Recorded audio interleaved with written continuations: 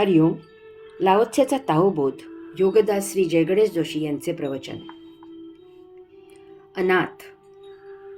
Laozi सांगतो की माणूस जर सर्वात जास्त तिटकारा कशाचा करत असेल तर तो अनाथ असण्याचा, एकलकोंडेपणाचा आणि अयोग्यतेचा. तरीही राजपुत्र आणि सरदार स्वतःला याच बिरुदावलीने म्हणवून घेतात. अनाथ. मी काय तुम्हाला बेवारस वाटलो काय? एखाद्याला कोणी सतावू लागले किंवा एखाद्याला दयाबुद्धीने कोणी वागवू लागले की तो असे उद्गार ऐकवतो. कोणालाही कोणाकडून भीक नको असते. सहानुभूतीनेही माणूस लाजीरवाणा होतो. दया वाटावी अशी एखाद्याची परिस्थिती असली तर त्याला त्याची लाज वाटते. आपली लोकांना कीव यावी याची शरम वाटते. कोणी काही मदत केली, वेळप्रसंगी उपयोगी पडले, काही कारणाने काही दिले की ते स्वीकारण्याला ओझे होते. अगदी मान सन्मान देऊन जरी कोणी काही देऊ केले तरीही ते नको होते. कधी एकदा काही योग्य संधी मिळते आणि घेतलेले परत करतो असे त्याला होते. पोरका असणे, अनाथ असणे, बेवारस असणे, बेवतन असणे अशा प्रकारे परिस्थिती असणाऱ्याला तो कमीपणा वाटतो. कारण अशा वेळी लोक मदत करतात आणि त्यामुळे घेणाऱ्याला मिंधत्व येते.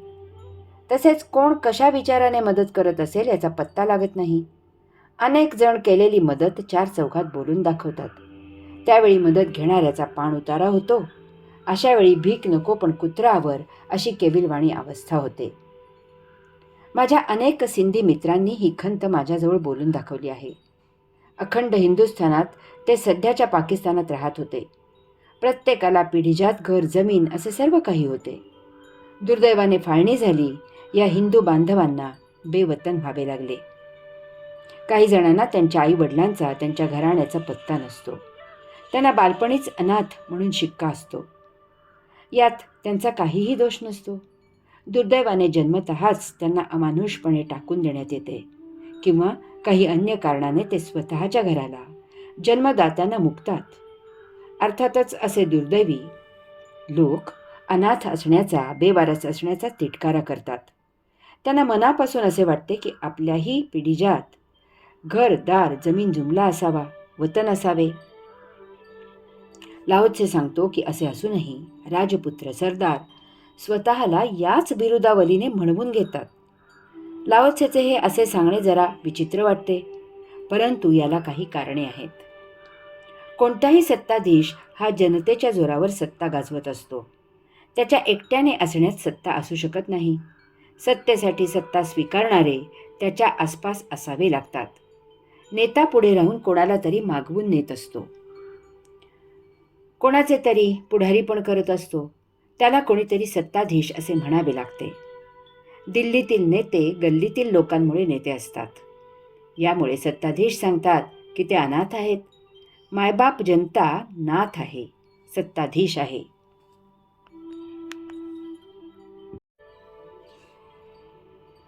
एकलकोंडेपणा. लाओत्से सांगतो की माणूस जर सर्वात जास्त तिटकारा कशाचा करत असेल तर तो अनाथ असण्याचा, एकलकोंडेपणाचा आणि अयोग्यतेचा. तरीही राजपुत्र आणि सरदार स्वतःला याच बिरुदावलीने म्हणवून घेतात. एकलकोंडेपणा. माणूस गर्दीत रमणारा आहे. त्याला आजूबाजूला लोकांचा गराडा हवा असतो. त्याला घरी कुटुंबीय, आप्त, स्वकीय आणि दारी समाज हवा असतो. त्याला अनेक कल्पना सुचत असतात आणि त्या इतरांना सांगण्याची त्याला उर्मी असते. त्याला घडणाऱ्या घटनांचे आकलन होत असते, परंतु तेवढ्याने त्याचे भागत नाही. त्याला झालेले ज्ञान इतरांना कधी एकदा सांगतो असे त्याला होते. त्यावर बाकीचेही त्यांची प्रतिक्रिया देतात आणि तेथे एक चर्चासत्र होते. अनेक वेळा अशा वेळी कोणाचा काही संबंध नसताना अनेक विषयांवर चर्चा होतात. यात हिरिरीने भाग घेतला जातो.